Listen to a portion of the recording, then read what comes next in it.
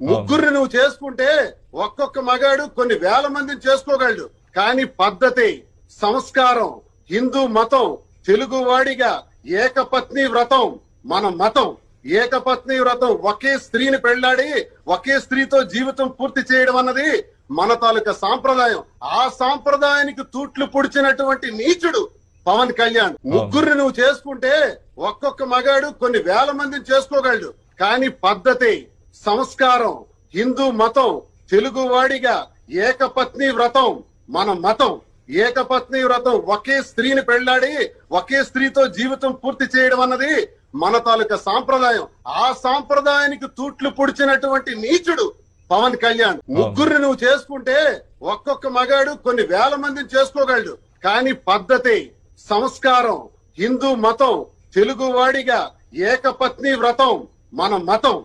ఏకపత్ని వ్రతం, ఒకే స్త్రీని పెళ్లాడి ఒకే స్త్రీతో జీవితం పూర్తి చేయడం అన్నది మన తాలూకా సాంప్రదాయం. ఆ సాంప్రదాయానికి తూట్లు పొడిచినటువంటి నీచుడు పవన్ కళ్యాణ్.